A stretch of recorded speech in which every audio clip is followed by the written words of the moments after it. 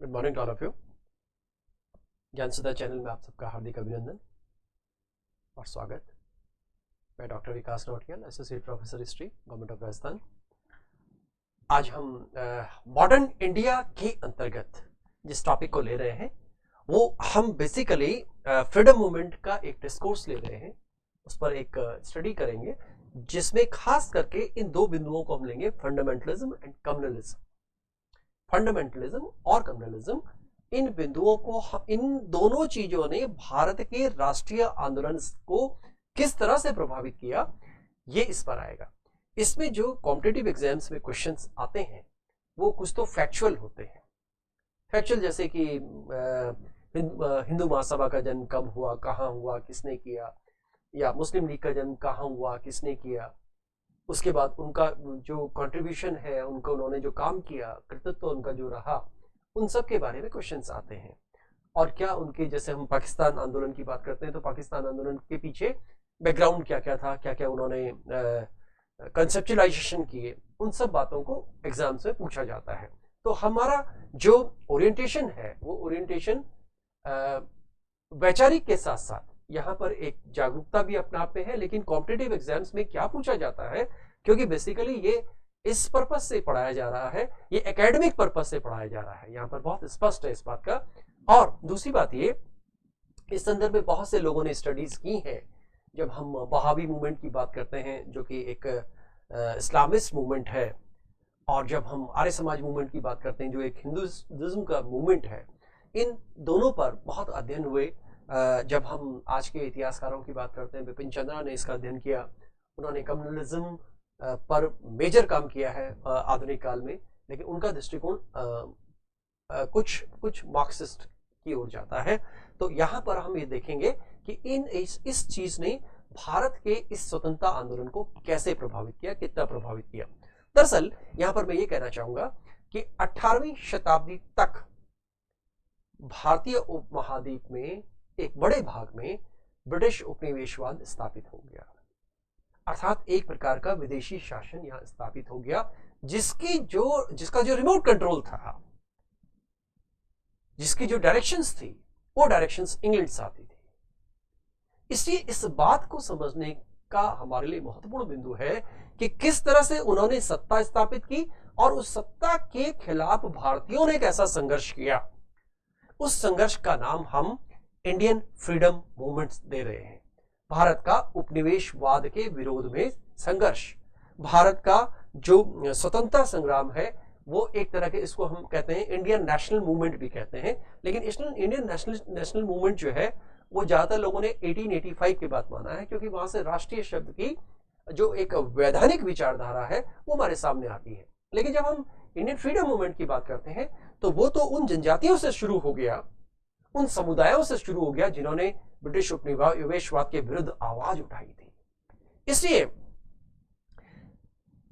ऐसे सारे लोगों को पृष्ठभूमि में रखते हुए मैं आगे, क्योंकि हमारे पास शॉर्ट टाइम ड्यूरेशन होता है, उस बिंदु को सामने रखते हुए मैं मेजर बिंदुओं को लूंगा। हमारा जो भारत का जो स्वतंत्रता संग्राम है, भारत का जो राष्ट्रीय आंदोलन है, जिसको मोटे तौर पर 1885 से मान लिया जाता है, तो इसके हम 3 फेजेस देखते हैं स्टडी के हिसाब से 3 फेजेस देखते हैं। इस पर भी मेंस का क्वेश्चन होता है, इस पर भी मेंस का क्वेश्चन होता है, और इस पर भी मेंस का क्वेश्चन होता है, और प्रीलिम्स में तो क्वेश्चंस आते ही आते हैं। तो यहां पर जो 3 फेजेस ऑफ फ्रीडम मूवमेंट है, वो सबसे पहले मॉडरेट फेज है। मॉडरेट फेज मतलब उदारवादियों का युग, जो कि 1885 में कांग्रेस के बनने से लेकर 1905 तक रहा। और 1904-05 में जब लॉर्ड कर्जन यहां पर आया, तो लॉर्ड कर्जन की नीतियों के कारण से, और जो जिस तरह से अंतरराष्ट्रीय परिस्थितियां बदल रही थी, उस पृष्ठभूमि में एक्सट्रीमिज्म फेज शुरू होता है। आप सबने सुना है बाल लाल पाल, अरविंदो घोष, ये वो लोग थे जो उदारवादी नहीं थे, जिन्होंने स्वराज का कंसेप्ट देना शुरू किया, जिन्होंने जन आंदोलन की बात करनी शुरू की, और पूरे फ्रीडम मूवमेंट में ये एक प्रेरणा के स्रोत बने रहे। 1919 तक ये फेज चला, ये चरण चला, 1905 से 1919 तक। ज्यादातर ये बाल लाल पाल का युग इसको कह देते हैं। लेकिन इसके बाद जो तीसरा फेज आता है 1919 से लेकर 47 के बीच में, इसे हम गांधीयन एरा बोलते हैं, गांधी युग। गांधी युग इसलिए कह देते हैं क्योंकि इस पीरियड में गांधी जी भारतीय स्वतंत्रता संग्राम के एक मुख्य हीरो रहे।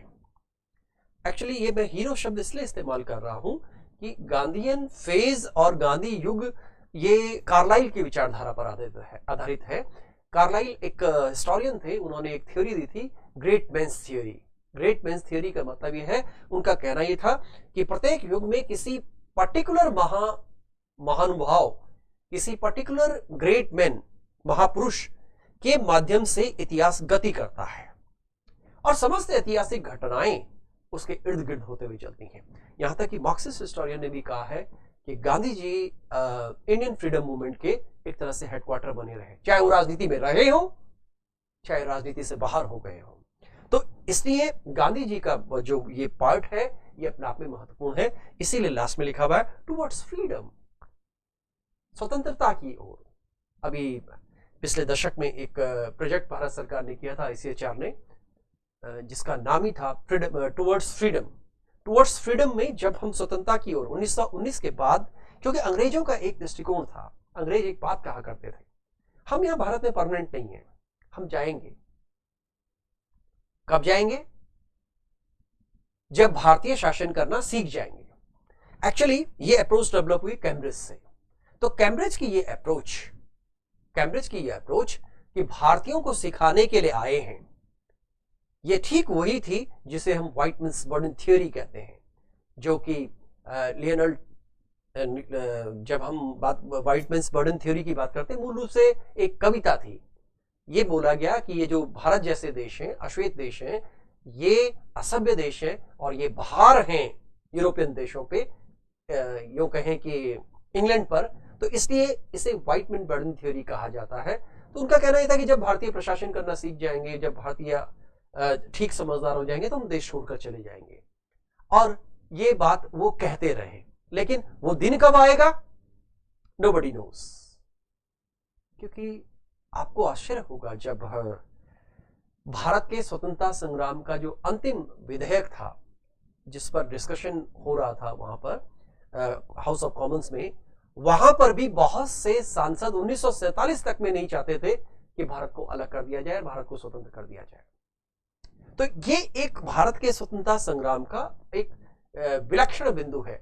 और एक बात, एक क्वेश्चन ऐसे नेट के या UPSC के एग्जाम में पूछा गया है, क्या आप इस मत से सहमत हैं कि भारत का स्वतंत्रता संग्राम अपने आप में यूनिक था, विशिष्ट था? वो विशिष्ट इसलिए था क्योंकि उसमें हिंसा का सहारा नहीं लिया गया, उसमें गांधीयन कंसेप्ट्स का सहारा लिया गया, गांधीयन टेक्निक्स का सहारा लिया गया, उसमें कोई सेना नहीं बनाई गई।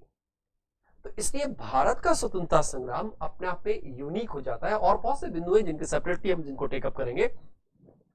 अब हम इस पूरे चैप्टर में, इस पूरे स्लाइड को बैकग्राउंड में रखते हुए हम फंडामेंटलिज्म और कम्युनलिज्म को लेकर चल रहे हैं।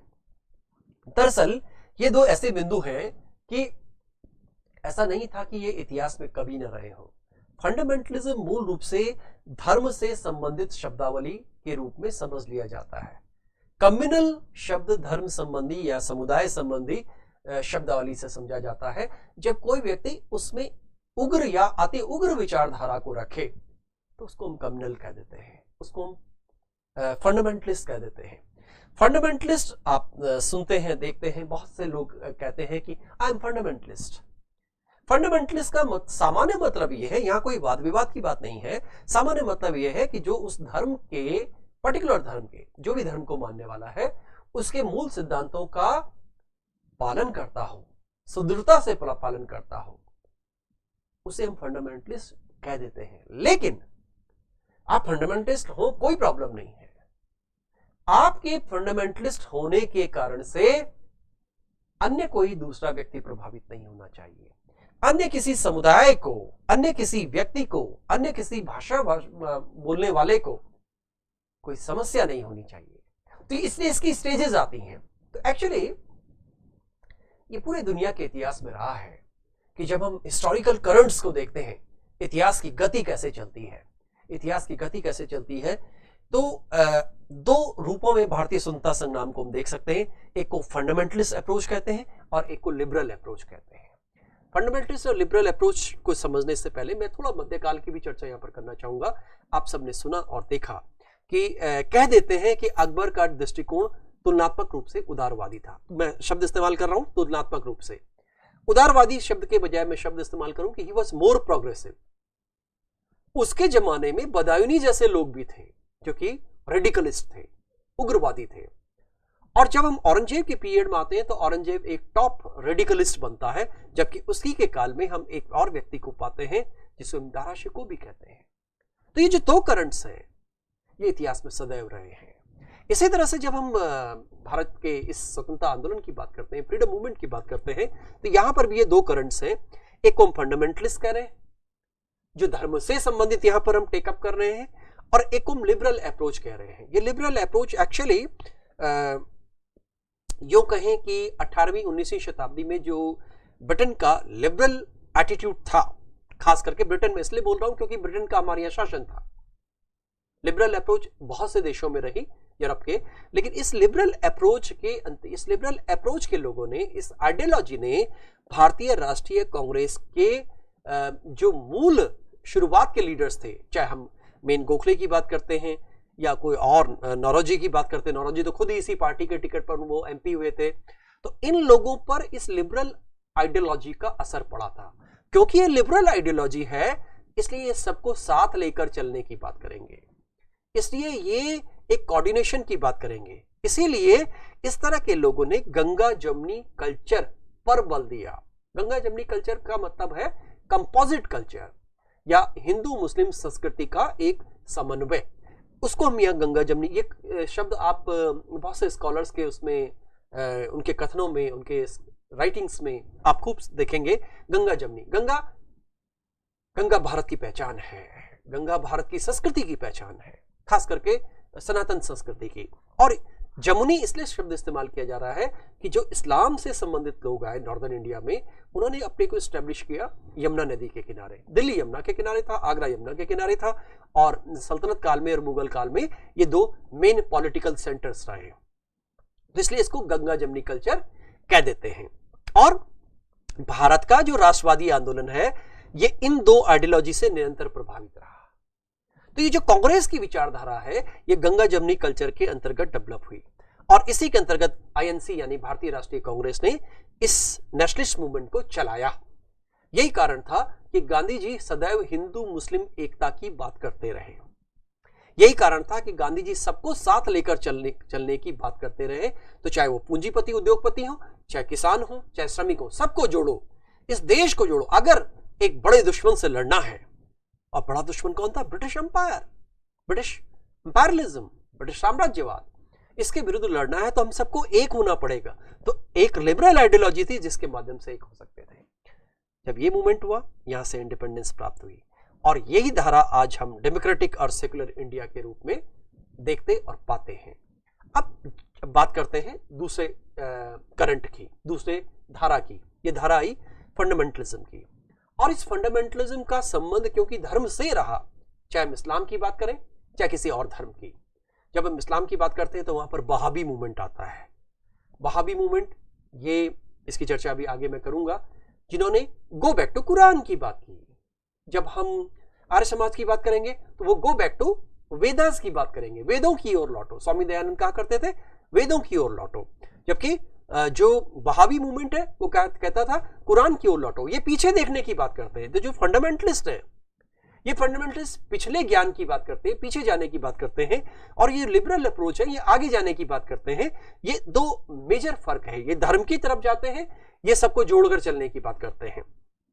कम्युनल पॉलिटिक्स आई और उसने जन्म दिया मुस्लिम लीग को, और उसी मुस्लिम लीग ने जो आंदोलन चलाया वो पाकिस्तान आंदोलन था। खास करके 1940 में जब पाकिस्तान प्रस्ताव पारित हो गया। ये क्वेश्चन खूब पूछा जाता है ऑब्जेक्टिव में कि पाकिस्तान प्रस्ताव क्या था।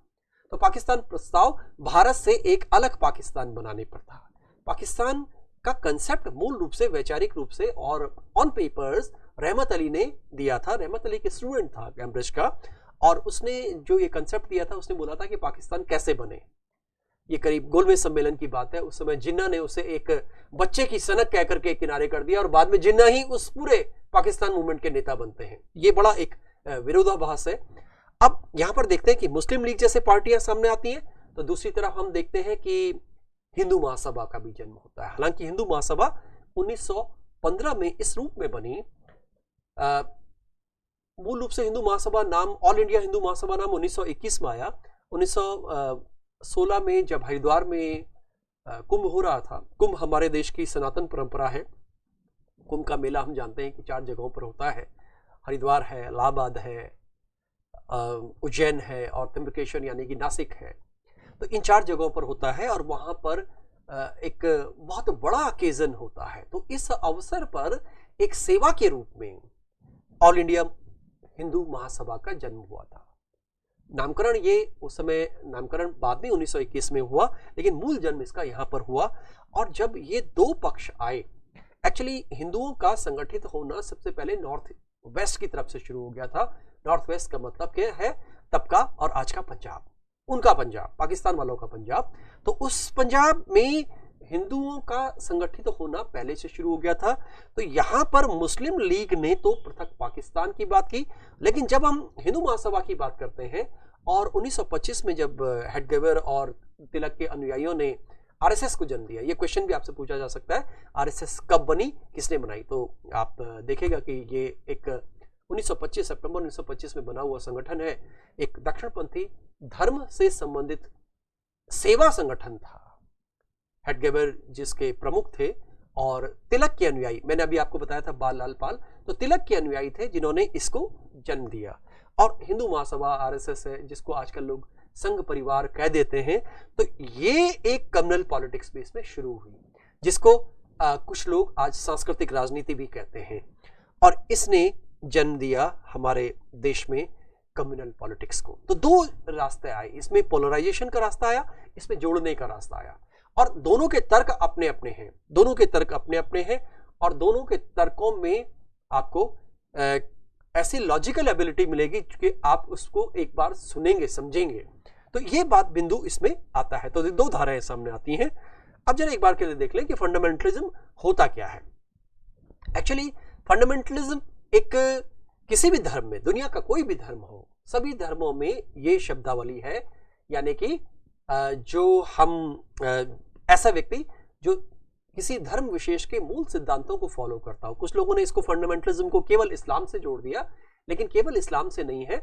लिखा है सामने, not unique feature of Islam, ये इस्लाम का ही ये एक फीचर नहीं है, बल्कि ये सभी धर्मों में है। क्या कॉमनिटीज होती हैं इसमें, क्या विशेषताएं होती हैं?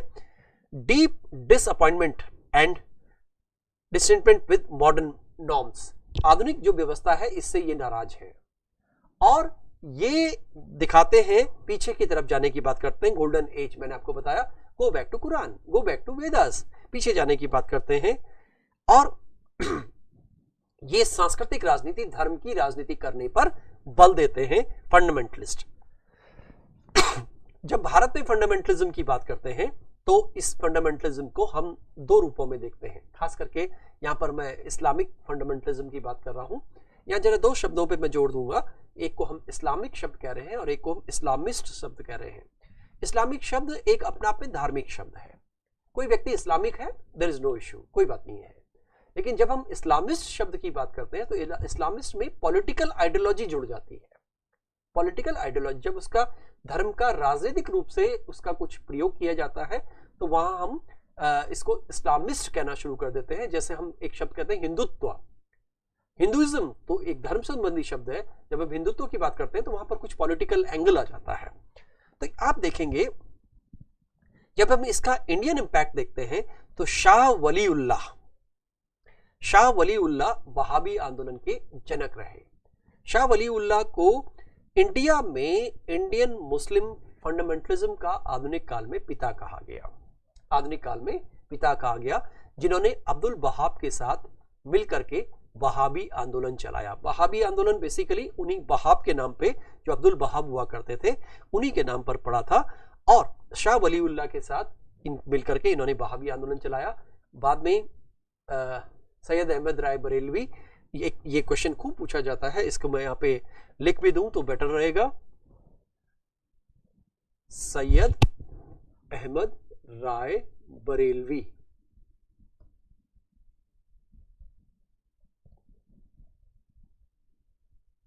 और इस मूवमेंट की खास बात ये रही, इस मूवमेंट में जो मुल्ला वर्ग था, इस्लाम का जो थियोलॉजिस्ट क्लास था, उस थियोलॉजिस्ट क्लास ने इसमें लीडरशिप ली। इसलिए प्रारंभ में जब हम ये, क्योंकि इसकी शुरुआत हम पंजाब में मुख्य रूप से देखते हैं, बाद में ये इसका फैलाव यूपी तक हो गया और बिहार तक हो गया, लेकिन ये थियोलॉजिस्ट क्लास का मूवमेंट रहा और ये पहले सिख विरोधी भी रहा और बाद में ये एंटी ब्रिटिश हो गया और लगभग 1870 तक ये चलता रहा। ये वही लोग थे जो ब्रिटिश के विरोधी थे और एक वहाबी ने ही एक भारत में गवर्नर जनरल की हत्या की थी और अंडमान में जाकर के, तो ये एक ब्रिटिश विरोधी मूवमेंट था। तो यहां पर इसी आइडियोलॉजी को लेकर के, इसी इस्लाम की आइडियोलॉजी को लेकर के जब हम देखते हैं कि सर सैयद अहमद खान ने अलीगढ़ मूवमेंट चलाया था, तो अलीगढ़ मूवमेंट चलाने के बाद ब्रिटिश इंपैक्ट के कारण से अंग्रेज, दरअसल इसमें एक बहुत बड़ा रोल ब्रिटिश रूलर्स का रहा, अंग्रेजों का रहा। उन्होंने कभी नहीं चाहा कि भारत में एकता बनी रहे, तो उसको दूर कैसे किया जा सकता है, उन्होंने हिंदू मुस्लिम को अलग अलग करने की कोशिश की। तो जो अलीगढ़ कॉलेज हुआ करता था, जो कि बाद में विश्वविद्यालय बन गया, वहां का जो प्राचार्य होता था वो अंग्रेज होता था। इसलिए उसी अंग्रेज के कहने पर ये इस्लामिक पॉलिटिक्स जो थी वो प्रभावित होती थी। इसी कारण से हिंदू मुस्लिम के बीच में एक दरार पैदा हुई और इसी कारण से हम देखते हैं कि ऑल इंडिया मुस्लिम लीग जैसा संगठन 1906 में बना। उसी कारण हम देखते हैं कि अलीगढ़ योजना पृथक पाकिस्तान बनाने के लिए की गई, क्योंकि अंग्रेज कभी नहीं चाहते थे कि ये लोग एक रहें। दरअसल जो कैम्ब्रिज आइडियोलॉजी थी, जिसका आधार भारत में शासन करने का था कि divide and rule, India is not a country, India is not a nation, Bharat एक राष्ट्र नहीं है, भारत एक देश नहीं है, भारत बहुत से धर्मों, बहुत से समुदायों, बहुत सी भाषाओं, बहुत सी जातियों का देश है, यह कभी एक राष्ट्र नहीं हो सकता। इस लाइन से शुरुआत की जाती थी, सो डिवाइड एंड रूल। तो उनका तो उद्देश्य था कि भारत को तोड़ा जाए, उन्होंने कभी कोशिश नहीं की कि भारत को जोड़ा जाए। वो करेंगे भी क्यों? अब इस फंडामेंटलिज्म के मूवमेंट पर बाहर का इंपैक्ट क्या पड़ा? ये तो भारतीय था, इन्होंने अपने ऑर्गेनाइजेशन बनाए, ये विदेशी इंपैक्ट क्या क्या पड़ा, जरा इसको हम देख लें। एक हसन उल बन्ना और एक सैयद कुतुब। ये हसन उल बन्ना मूल रूप से इजिप्ट के थे। आफ्टर फर्स्ट वर्ल्ड वॉर इन्होंने एक मूवमेंट चलाया जिसे इस्लामिक ब्रदरहुड कहा जाता है और इन्होंने एक आइडियोलॉजी दी और इन्हीं के अनुयायी बाद में ये भी बने सैयद कुतुब। इसको कुतुबिज्म कहते हैं और इसे पैन इस्लामिज्म कहते हैं।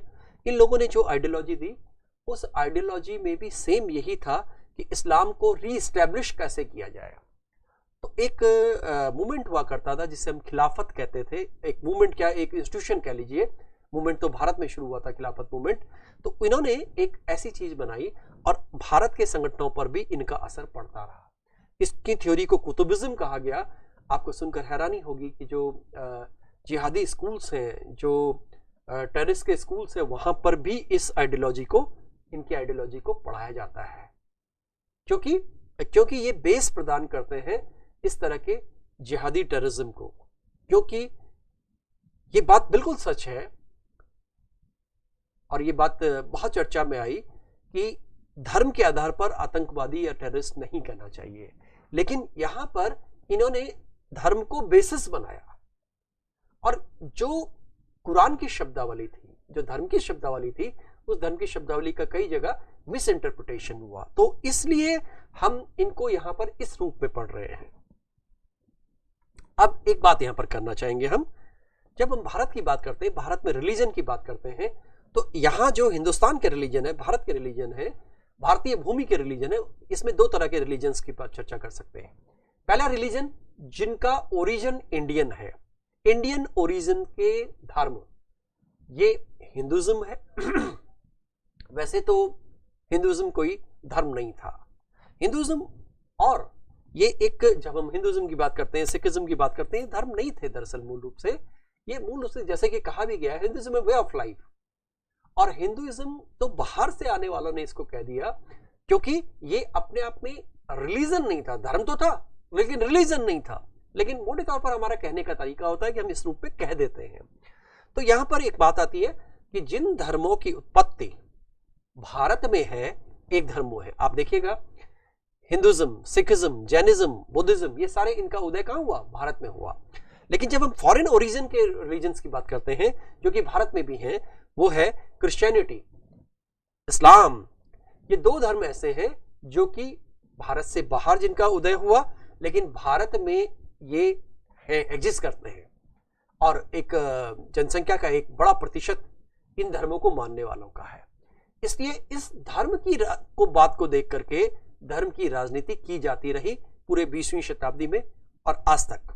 तो यहां पर इस बिंदु को लेने के लिए हम लोग, मैं आपको यहां पर एक मैप के माध्यम से दिखाना चाहता हूं। ये आप देख सकते हैं, ये religions of south Asia. South Asia में क्या क्या रिलीजन हमको दिखाई देते हैं, तो आप देख रहे होंगे पूरा ये भारतीय उपमहाद्वीप है। इसमें हिंदुज्म है, इस्लाम है, बुद्धिज्म है, सिखिज्म है, क्रिश्चियनिटी है, जैनिज्म है और ट्राइबल रिलीजन है। इतनी तरह से ये धर्म की स्थिति हमें दिखाई देती है। अब जरा एक चीज देखें, शुरुआत में मैंने बोला था कि जो संप्रदायवादी होता है या जो हम बात करते हैं कि फंडामेंटलिज्म, वो किस स्थिति में प्रॉब्लमेटिक होता है।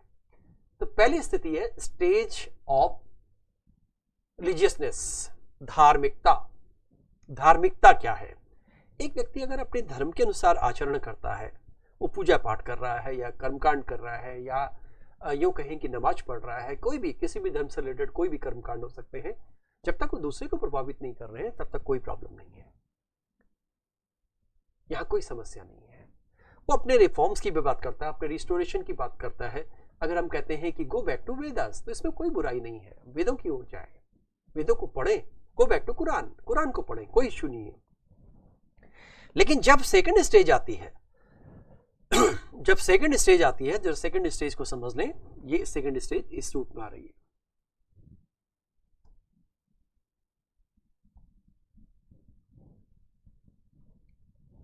First stage, stage of religiousness, धार्मिकता की जो स्थिति है। सेकंड स्टेज में मिलिटेंसी हो जाती है, उग्रता, उग्रता हो जाती है। थर्ड स्टेज में कम्युनल टेंशन्स या कम्युनल राइट्स होते हैं, और इसी का एक फॉर्मेट हमको आज के संदर्भ में टेररिज्म दिखाई देता है। टेररिज्म दरअसल 20वीं शताब्दी से ही निकला हुआ है और कम्युनल पॉलिटिक्स यहीं से शुरू होती है। तो जब थर्ड जो हेट की राजनीति है, एक दूसरे, ये एक एक करके ये एक्सप्लेनेशंस हैं कि यहां तक तो कोई प्रॉब्लम नहीं है, इस जगह पर जब बात कर रहे हैं कोई प्रॉब्लम नहीं है, यहां पर प्रॉब्लम होनी शुरू होती है। इसीलिए इस जगह पर अगर देश को बचाना है, देश को आगे ले जाना है, तो हमें इस जगह जाने से बचना होगा। ये कहता है हमारा संविधान, भी यही कहता है कि हमें इस जगह जाने से बचना होगा, थर्ड स्टेज में जाने से बचना होगा, क्योंकि इससे टेररिज्म आएगा, इससे कम्युनल टेंशन्स आएंगे, और ऐसा भारतीय स्वतंत्रता संग्राम में हुआ। ये तीन स्टेजेस देखिएगा। जब हम 19वीं शताब्दी में बात करते हैं तो यहाँ धार्मिकता की बात आती है, लेकिन हम जब 20वीं शताब्दी की शुरुआत से बात करते हैं तो इसमें ऑल इंडिया मुस्लिम लीग जैसे संगठन बन गए। बाद में हिंदू महासभा भी बना, अकाली दल भी बना, लेकिन इनका सबका उद्देश्य शुरुआत में सब वही था। जब हम हिंदू महासभा की बात करते हैं या अकाली दल की बात करते हैं, उन्होंने अपने धर्म के सुधारों की बात की, अपने लोगों के सुधारों की बात की, उसमें कोई बुराई नहीं है। लेकिन जब कोई चीज, कोई संगठन मिलिटेंसी की तरफ जाने लगे, उग्रता की तरफ जाने लगे, या कम्युनल टेंशन्स की तरफ जाने लगे कि मेरा अस्तित्व तब है जब तुम्हारा अस्तित्व समाप्त कर दूं, यहां से टेंशन शुरू होती हैं।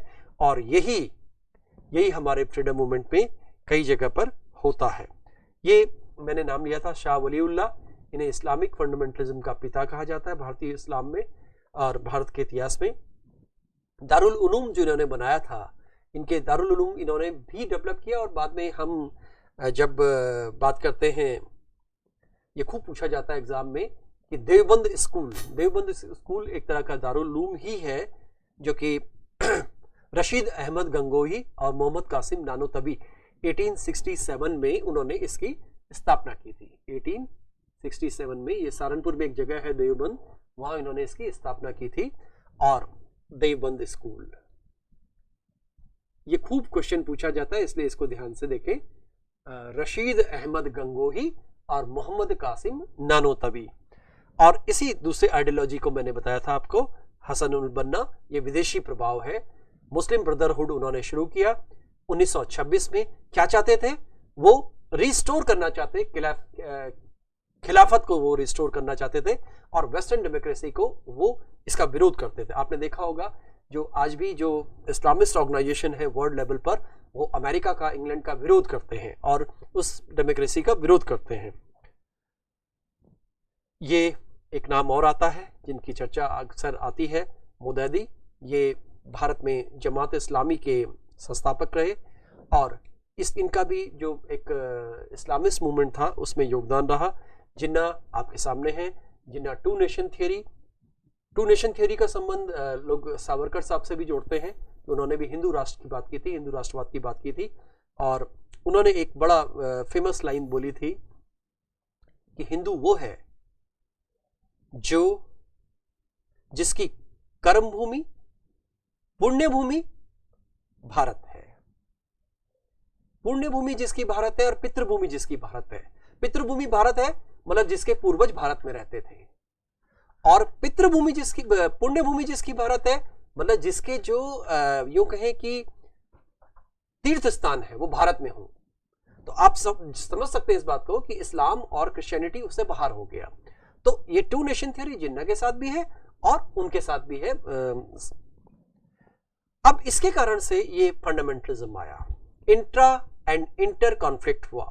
इस्लामिस्ट फंडामेंटलिज्म आया, सिख फंडामेंटलिज्म आया और बाद के पीरियड में हम देखते हैं कि हिंदुओं में भी हिंदू महासभा और इस तरह के जो दल थे उनकी भूमिका महत्वपूर्ण होती चली गई। सिखों में अकाली दल की तरफ से ये भूमिका बढ़ने लगी और हिंदुओं में हिंदू महासभा संगठन ने राजनीतिक रूप से अपने को सक्रिय करना शुरू किया। और मुस्लिम लीग तो एक मेजर पार्टी थी जिसने भारत की राजनीति को, दरअसल यूं कहें कि भारत के स्वतंत्रता संग्राम को प्रभावित करने वाला अगर कोई दूसरा संगठन था तो वो मुस्लिम लीग था। तो इस तरह से हम यहां पर देखते हैं और ये कारण था कि भारत में बड़े पैमाने पर दंगे हुए और दंगों का पूरा लंबा एक इतिहास है। एक ये अक्सर क्वेश्चन पूछा जाता है, direct action day. Direct action day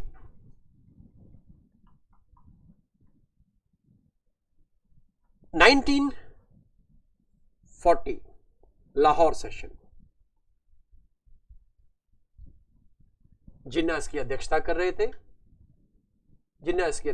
रहे थे और यहां पे पाकिस्तान प्रस्ताव पारित हुआ और यहीं से पाकिस्तान आंदोलन शुरू होता है। और जब हम कैबिनेट मिशन की योजना को 1946 में देखते हैं कि किस तरह से इन्होंने विरोध किया मुस्लिम लीग ने, और बंगाल में डायरेक्ट एक्शन डे मनाया जाता है। ये बहुत इंपॉर्टेंट अपने आप में था। और लड़कर लेंगे पाकिस्तान, बटकर रहेगा हिंदुस्तान, ये फेमस नारा दिया गया। उसके बाद पार्टीशन के बड़े फेमस दंगे हैं। उसके बाद आजादी के बाद भी दंगे काफी मात्रा में हम दिखाई देते हैं। भागलपुर में 3-4 बार दंगे हुए, ये आपके सामने है। हैदराबाद में दंगे हुए, बाद में एंटी सिख रॉयट्स भी हुए। अयोध्या जो आंदोलन था, अयोध्या मूवमेंट जो था, उसके टाइम पे भी हम अयोध्या रॉयट्स देखते हैं और इसी की श्रृंखला में बॉम्बे रॉयट्स देखते हैं। तो जो ये कॉन्फ्लिक्ट है, इस कॉन्फ्लिक्ट की जड़ें पीछे तक जा रही हैं। तो इस बात को हमें समझना होगा। अब ये चीज देखते हैं, ये आप दंगों की तस्वीर देख सकते हैं 1947 के दंगों की। वी डोंट नो कि ये लोग कौन है, क्या है, लेकिन पार्टीशन के दौरान जिस तरह से दंगे हुए उसमें बड़ी संख्या में हिंदू मुस्लिम प्रभावित हुए। न केवल जान माल का जो नुकसान था वो दोनों समुदायों को हुआ। अब ये पिक्चर आप देख रहे होंगे क्योंकि ब्लैक एंड व्हाइट पिक्चर है उस जमाने की और बड़े रेयर तरीके से ये प्राप्त हुई हैं। क्या क्या नुकसान हुआ इसका? कम्युनल राइट्स हुए और रिहेबिलिटेशन की समस्या आई। जब देश बंट गया तो पुनर्स्थापना करने की, पुनर्वास करने की समस्या हमारे सामने, देश के सामने रही। बॉर्डर इश्यूज रहे, भारत पाकिस्तान के बाद सीमा का विवाद रहा। आप जानते हैं कबाइयों का एक अटैक हुआ, भारत पाकिस्तान के बीच में इतने युद्ध हो चुके हैं और हमेशा सीमा संबंधी समस्या रही। आज भी भारत सरकार के MHA में, मिनिस्ट्री ऑफ होम अफेयर्स में, एक बॉर्डर मैनेजमेंट डिपार्टमेंट सेपरेट रखा गया है क्योंकि वो भारत और चीन दोनों से संबंधित है, भारत और पाकिस्तान से भी संबंधित है। इंटीग्रेशन ऑफ इंडियन स्टेट्स, बहुत से स्टेट से 560 से ज़्यादा स्टेट्स हमारे यहाँ थे, उनको किस तरह से जोड़ा जाए। Crisis of military and civil police services, इसको कैसे जोड़ा जाए। और उसके बाद रिवर वाटर इश्यूज थे, challenges of economic development, Bharat का नए भारत का निर्माण कैसे करना है। ये आप देख सकते हैं कि फंडामेंटलिज्म के कारण से ये भारत का नक्शा आपके सामने है, और किस तरह से पाकिस्तान की तरफ से, बांग्लादेश की तरफ से जो हिंदू है उनका मूवमेंट होता है, और भारत की तरफ से मुस्लिम्स का मूवमेंट होता है पाकिस्तान की तरफ। और ये बड़ी एक दुखद घटना, भारतीय इतिहास की एक न केवल दुखद है बल्कि भयावह घटना है, जिसके कारण से हम एक बड़ी फेमस किताब है एमिनेंट चर्चिलियंस, उस एमिनेंट चर्चिलियंस में लिखा हुआ है कि जो उस तत्कालीन गवर्नर जनरल थे यानी माउंटबेटन थे, उनका इम्पीचमेंट होना चाहिए था। इतनी संख्या में लोग मारे गए, आपने डिसीजन कैसे ले लिया, ये आपने परिस्थितियों को ठीक से नहीं समझा। और आप देखिए ये पार्टीशन का तरीका, ये एक आज भी हमारे लोगों के बीच में, भारत पाकिस्तान दोनों के बीच में गहरे घाव हैं इसके, और इस कारण से भारत और पाकिस्तान के बीच की जो समस्या है वो आज भी हमें सामने देखने को मिलती है, और उसका चरमोत्कर्ष हमें इस कश्मीर इश्यू के रूप में दिखाई देता है। आपने सबने सुना होगा अभी हाल के समय में जो भारत की सरकार है, भारत सरकार ने इस समय एक स्टेप लिया और कश्मीर में एडमिनिस्ट्रेटिव और कॉन्स्टिट्यूशनल चेंजेस किए, आर्टिकल 370 को समाप्त किया और नया एक एडमिनिस्ट्रेटिव सेटअप किया, क्योंकि उसके पीछे कारण ये था कि आप ये देख सकते हैं, जिसको हम अभी तक जम्मू कश्मीर कहा करते थे, उस जम्मू कश्मीर का इतना भाग 35% भाग तो पीओके है, पाकिस्तान ऑक्युपाइड कश्मीर। 17% ये चाइना के पास है, भारत के पास तो 46% था। इसलिए ये इस तस्वीर को ठीक करने के लिए भारत सरकार द्वारा प्रयास किए गए और अभी निरंतर प्रयास चल रहे हैं। तो इस तरह से ये जो फंडामेंटलिज्म की घटना है, इस फंडामेंटलिज्म की घटना ने पूरी 20वीं शताब्दी नहीं, आज तक भारत के इतिहास को और स्वतंत्रता आंदोलन को प्रभावित किया। आज के लिए इतना ही, थैंक यू, धन्यवाद।